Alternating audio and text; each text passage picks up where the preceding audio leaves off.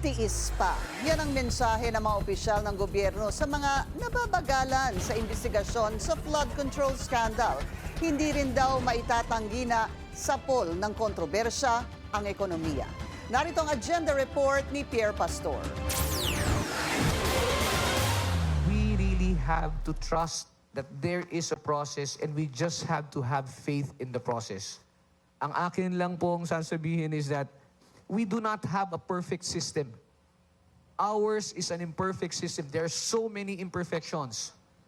But unfortunately, that is the only system that we have. And we have to make it work. Hindi pwedeng madaliin. Ito ang sinabi ni Prosecutor General Richard Fadulion. Gustuhin man daw mapadali ang pagpapanagot sa masangkot sa flood control projects, mas mahirap anya kung hilaw at hindi mapaninindigan ang mga kaso at masayang lang ang pinaghirapan. Nasa iba't ibang stages din daw ang bawat kaso ng mga personalidad at mga kumpanyang sangkot. Kasi pag nag-imbestiga po ang National Bureau of Investigation, hindi naman po yan sabay-sabay na naisasampa sa amin. At hindi po yan basta pag isinampa ay agad-agad isiset natin for preliminary investigation. Ito po ay dumadaan sa evaluation. Bakit? Kasi gusto nating tiyakin na yung kaso na isasampa sa atin, yung kaso na i-conduct mo yung preliminary investigation, pag sinampa mo sa husgado, matibay, kayang tumagal at kayang lumaban at kayang makakuha ng conviction. Ayaw po natin, madali pong magsampa ng kaso. Ang mahirap po, patunayan yung kaso. May timetable para sa 6 na kaso na hawak ngayon ng DOJ. Ang update dito ay ilalabas daw sa kalagitnaan ng Pebrero. May nadagdag pang 2 plunder cases laban kina Senador Jinggoy Estrada at former Senator Bong Revilla na magsisimula ang pagdinig bago magtapos ang buwan.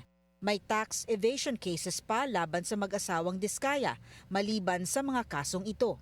Ang iba pang mga ahensya ay may kanya-kanya ring isinasampang kaso laban sa mga contractors at ilang personalidad na may kinalaman dito. Una nang ipinangako ng gobyerno na mayroong makukulong noong nagdaang Kapaskuhan. Pero hindi ito nangyari at nagbunsod ng spekulasyon na sadya itong dinidelay. Giit ng mga opisyal, patuloy ang maingat at masinop na pagkalap ng mga ebidensya.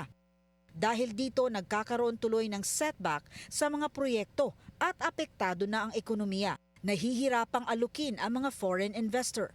Ayon naman kay Congressman Toby Tiangco, walang magagawa at kailangan tanggapin ang nangyari.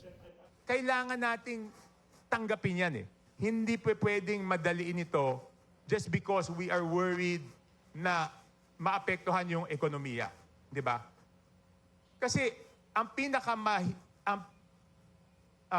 before the economy goes back, ang unang-una natin dapat ibalik ay yung tiwala ng tao. So talagang 1 step backwards, 2 step forward para masala mabuti yung mga proyekto. Kasi yun naman ang ginagawa ni Sec Vince ngayon eh. Sinasala mabuti. So pag sinala mo yan mabuti, you have to expect na delayed mo na yung bidding, no? Kung dati, January nakakapag-award, ngayon madidelay tayo. But we have to accept it eh. Wala tayong magagawa eh. It's a necessary pill that we have to swallow. Di ba? Kahit gaano kahirap yan, kailangan nating gawin yan. Umuusad din naman ang kaso ayon kay DPWH Secretary Vince Dizon sa pagtutulungan ng DPWH, ICI at Ombudsman. May arrest warrant na nga raw, hinahunting at kanselado na ang passport ni former Congressman Zaldico. Nagtestigo na rin si Dizon noong Martes sa Sandigan Bayan tungkol sa isang proyekto sa Oriental Mindoro. Sa kabila ng investigasyon, hindi naman humihinto ang regular na trabaho ng DPWH kahit pa raw napakaliit na ng pondo ng ahensya. Ang sabi ng Pangulo sa kanyang budget message, it's not just about yung dami ng laki ng budget, it's about spending the budget wisely. Ang ibig sabihin ng Pangulo doon, to paraphrase him, basta hindi nanakawin ang pera at talagang gagamitin sa project para sa tao, kahit na mababa pa yung budget, okay lang yon. And yon ang gagawin natin. Nagbigay din ng update si Dizon tungkol sa totoong nangyari kay former DPWH Yusek Cathy Cabral. Batay umano sa mga ebidensyang nakalap, suicide ang sanhi ng pagkamatay ni Cabral. Ayon pa kay Prosecutor General Fadolion, mas mainam na mag-imbestiga sila ng tahimik at ilabas na lang ang resulta sa takdang panahon. Prosecutorial strategy umano na hindi i-reveal ang mga detalye prematurely para ma-preserve ang integridad ng investigasyon. Para sa Agenda, Pierre Pastor, Billionaire News Channel. Mag-follow sa aming mga social media accounts at mag-subscribe sa aming YouTube channel para sa pinakahuli at eksklusibong mga balita.